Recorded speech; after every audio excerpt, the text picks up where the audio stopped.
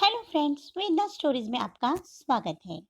मेरी आज की कहानी है आपके तो मजे हैं, अकेले जो रहते हैं। अरे जेठानी जी, बड़े दिनों बाद फोन किया, याद नहीं आती क्या हमारी? रोमा ने अपनी जेठानी मीनल से कहा। याद तो आती है, पर अभी ऑफिस का काम भी घर से करना है, तो ये भी ऑफिस नहीं जाते और बच्चे भी स्कूल नहीं जाते, तो पूरा दिन भाग दौड़ में निकल जाता है। मीनल ने उत्तर दिया। आपकी कैसी भाग दौड़ जेठानी जी, थकते तो हम हैं। आप तो अकेले रहती हैं, सास ससुर तो मेरे पास रहते हैं। आपके तो मजे हैं, काम किया तो किया, नहीं तो नहीं। रोमा ने तंज कसा। ऐसी तो कोई बात नहीं है रोमा, घर में काम तो करना ही पड़ता है, किसी से कम, किसी के ज्यादा। बस मैंने तो ये बताने के लिए फोन किया था कि अगले रविवार हम अम्मा जी से मिलने आ रहे हैं। देखो ना, 3 महीने हो गए मिले हुए। अच्छा ठीक है, मैं बता दूंगी अम्मा को। अभी मैं फोन रखती हूँ, सैकड़ों काम है घर के। रोमा ने जल्दी से फोन पटक दिया। अम्मा जी के दो बेटे बहू हैं। बड़ी बहू मीनल मुंबई में रहती है, वहीं छोटी बहू रोमा अपने सास ससुर के साथ कानपुर में रहती है। कानपुर में पुश्तैनी घर है और कपड़े का व्यापार है, जिसे ससुर जी और छोटा बेटा देखता है। काम काज की वजह से सास सासू माँ मुंबई नहीं जा पाते अपने बड़े बेटे के पास। इसी बात की खीस रीमा को रहती है कि उसे तो सास ससुर के साथ रहना पड़ रहा है और जेठानी जी तो मजे करती हैं। लेकिन इसके विपरीत ऐसा कुछ भी नहीं था। एक तो मुंबई जैसे शहर की तेज जिंदगी, ऊपर से महंगाई।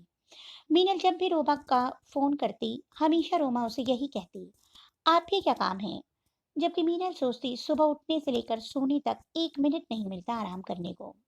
सुबह सबसे पहले उठना, घर साफ करना, बच्चों को स्कूल के लिए तैयार करना, सबके टिफिन बनाना, सुबह के वक्त तो सांस लेने की भी फुर्सत नहीं है।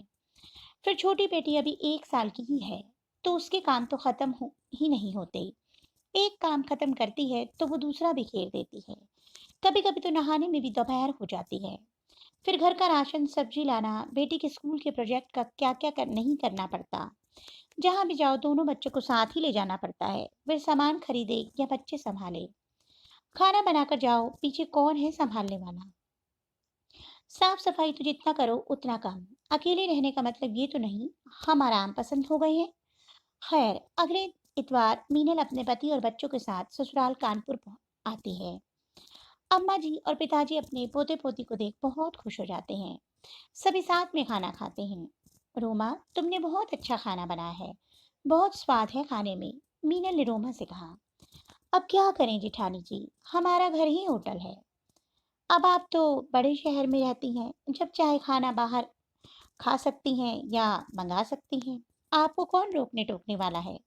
रोमा ने आंखें घुमाते हुए कहा। क्यों बहुरिया, तुझे किसी चीज की रोक टोक है? तेरी जीभ पर लगाम न रखूं तो तू दिन रात ठेले वाले की कचौरी खाती मिले। याद नहीं, पिछली बार जब बीमार पड़ी थी तो वो तला बुना खाकर, अच्छी चीज खाने से तो मैंने कभी नहीं रोका तुझे। अम्मा जी ने रोमा को कहा। नहीं नहीं अम्मा जी, मैं तो बस ऐसे ही बोल रही थी। जाती हूँ, रसोई समेट देती हूँ। मैं भी आती हूँ रोमा, दोनों मिलकर काम कर लेते हैं, जल्दी हो जाएगा, मीनल ने कहा। नहीं नहीं जेठानी जी, मुझे तो बहुत काम करने की आदत है, आपको इतनी आदत कहाँ? रोमा ने टका से जवाब दे दिया। मीनल को रोमा की बातों का बहुत बुरा लगा। अगले दिन सुबह जब मीनल उठी तो देखा सुबह सुबह की बासी झाड़ू अम्मा जी लगा रही हैं। तो मीनल ने जाकर उनसे कहा, अम्मा जी मैं कर देती हूँ। क्या हुआ, आजकल बाई आती नहीं क्या? अरे बाई तो दोपहर के 2 बजे आएगी, उससे पहले पूजा पाठ करेंगे तो एक बार की झाड़ू मैं खुद ही लगा लेती हूँ। अच्छा दीजिए, मैं कर देती हूँ। ठीक है, तो ये तू कर रही है तो पराठों के लिए आटा लगा दूं? वो रोमा को आटा गूंदना पसंद नहीं ना। जब तक रोमा नहा धोकर आती है तब तक अम्मा जी झाड़ू, पूजा पाठ और थोड़ी बहुत नाश्ते की तैयारी करके रखती हैं। घर की सब्जी राशन लाने की जिम्मेदारी ससुर जी के ऊपर है। रोमा का बेटा तो 2 साल का है, वो तो पूरा दिन अम्मा जी के पास ही रहता है। उसे नहलाना खिलाना सुलाना सब अम्मा जी ही देखती हैं। बाकी कामों के लिए काम वाली आती ही है। मीनल अम्मा जी से कहती है, अम्मा जी अभी थोड़े दिनों के लिए आप हमारे साथ ही चलिए। अभी तो ससुर जी की दुकान भी ज्यादा काम नहीं है, तो आप आ सकते हैं और रोमा को भी थोड़ा आराम करने दीजिए। अम्मा जी समझ जाती हैं कि मीनल ऐसे क्यों बोल रही है। वो भी साथ जाने के लिए मान जाती है। रोमा तो खूब खुश होती है। अब आराम से लेट लेट तक उठेगी, जो जी चाहेगा वो करेगी। बहुत सोच लिया था रोमा ने। अम्मा जी और ससुर जी दोनों मुंबई आ जाते हैं। मीनल भी खुश थी कि चलो, अब रोमा को अकेले कैसे रहना होता है पता चलेगा। मीनल अम्मा जी से कोई काम नहीं कराती, लेकिन अम्मा जी अपने मन से ही कभी सब्जी काट देती, कभी कपड़े लगा देती, छोटे छोटे काम में मदद कर देती। बच्चे भी अपने दादा दादी के साथ बहुत मजे करते। पहले मोबाइल में ही घुसे रहते थे, लेकिन अब बहुत कम हो गया, जिससे मीनल बहुत संतुष्ट थी। दूसरी तरफ रोमा की जिंदगी उथल पुथल हो गई। एक दो दिन तो बहुत आराम से निकल गए, लेकिन जब पानी भरने के लिए जल्दी उठना पड़ता तो बड़ी दिक्कत होती। पहले तो अम्मा जी जल्दी उठ के सुबह का काम कर देती थी, लेकिन वही काम अब रोमा को करने पड़ रहे थे। ऊपर से बच्चों को संभालना तो और भी मुश्किल काम था।